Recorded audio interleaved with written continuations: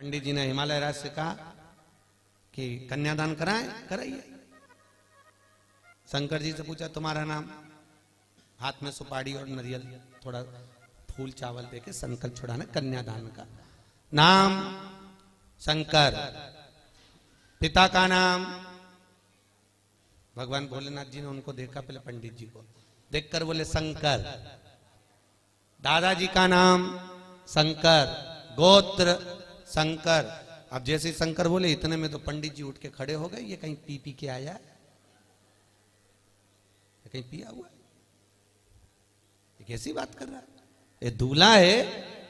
पंडितों से मजाक करते हैं, कोई विद्वानों से कोई मजाक करी जाती है? तुम कैसे बोल रहे हो कि तुम्हारे पिताजी का नाम, तुम्हारे दादाजी का नाम, तुम्हारे पिताजी का नाम बताओ। शंकर जी बोले पिताजी का ही तो बता रहा हूं। इतने में तो पंडित पार्वती जी हाथ जोड़ के बोली सीधी तरीके से शादी हो जाने दो, क्यों आफत करा रहे हो? शंकर भगवान बोले तो मैंने क्या करा, तो तुम्हारे पिताजी का नाम बताओ। तो शंकर जी बोले बाप हो तो बताओ, या बाप की पते और तुम कहते नाम। प्रभु काय को आफत ले रहा? पंडित जी हाथ जोड़ती हूं, बैठ जाओ। पार्वती ने हाथ जोड़ा, पंडित जी फिर बैठे, फिर संकल्प दिलवाया, नाम शंकर, पिताजी का नाम शंकर, दादाजी का नाम शंकर। पंडित जी तो उठे, पोथी पानी लपेट के और जाने लगे। पार्वती जी आंख में आंसू भरकर बोली अब शादी कौन कराएगा? भोलेनाथ जी बोले काय को चिंता करती है, पंडित अभी दौड़ के आएगा। भोलेनाथ जी ने गले में से बब्बा उतारे और उतार के कहा जब पंडित की धोती में घुस जा।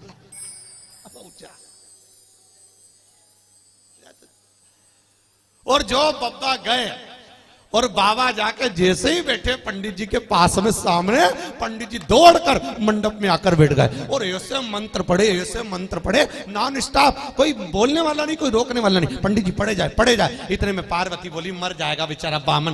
भगवान भोलेनाथ जी बोले तू तो पूरी शादी कर ले, उसके बाद देखा जाएगा। और बाबा भोलेनाथ पार्वती के साथ में 7 भामर पूरी करी, मांग भरी, मंगलसूत्र पहनाया, सब काम हो गया। अब पार्वती जी बोल रही मर जाएगा, शादी बेकार हो जाएगी। भोलेनाथ जी ने तब अंगड़ाई ली, अंगड़ाई लेके एक हाथ जो पंडित जी के सिर पे धरा, स्टॉप की बटन दब। हिमालय राज ने पूछा महाराज जी आपने शादी कराई है, दक्षिणा क्या दूं, आप बताइए। पंडित जी बोले मेरे घर छोड़िए,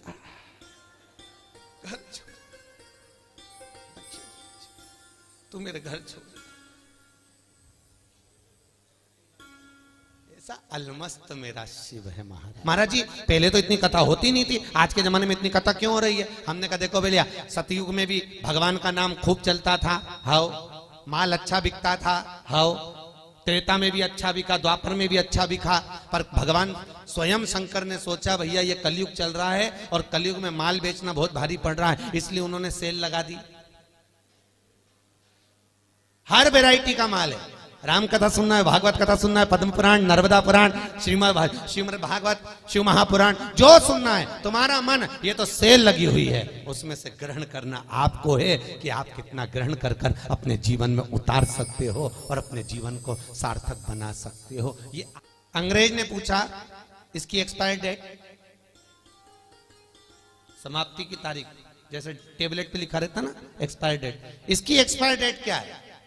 चंदन बेचने वाले ने पहले तो उस अंग्रेज को देखा और अंग्रेज को देखकर कहा भैया सुन, इसकी एक्सपायर डेट नहीं है, पर यह पक्का है इसको घिस घिस के तू अगर सिर पे लगाता रहेगा तो तेरी एक्सपायर डेट आगे बढ़ती चली जाएगी, ये पक्का है। तो घिस कर लगा, तेरी एक्सपायर डेट आगे बढ़ जाएगी, ये पक्का। चंदन की एक्सपायर डेट नहीं है, याद रखिए।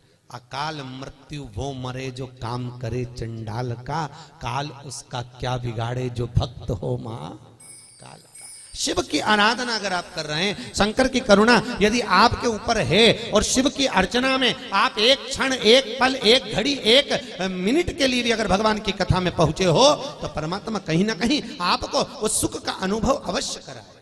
15 मिनट करो, 15 मिनट नहीं कर सकते तो 1 मिनट करो, और 1 मिनट नहीं कर सकते तो चुल्लू भर पानी में डूब मरो, इसके सिवाय कोई साधन नहीं। इतना भगवान ने दिया, मनुष्य का शरीर बनाया, कितना प्रार्थना कर कर जन्म लिया था माँ के गर्भ से, जब पैदा हुए दोनों मुष्टिकाएं बंद थी माँ के गर्भ में। भगवान हमें जन्म दे दे, हम भजन करेंगे, भजन करेंगे, भजन करेंगे। जैसे ही पैदा हुआ मैं तो भोजन करूंगा, भोजन करूंगा, भोजन करूँ, भजन गायब हो गया और भोजन चालू हो गया। अभी पोथी लेकर आए, उससे पहले किया क्या? पहले भोजन महाराज, पहले पेट पूजा, फिर काम।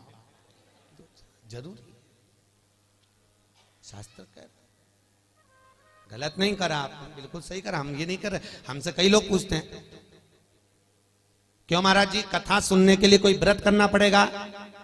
हमने पूछा पहले ये बता, तेरे को शुगर तो नहीं है? कि है। ब्लड प्रेशर है? तो हमने करें दे दादा, काय व्रत कर? मालूम पड़े आज व्रत करवा दे, तू हॉस्पिटल में पड़ा रहे, कथा किसको सुनाएंगे?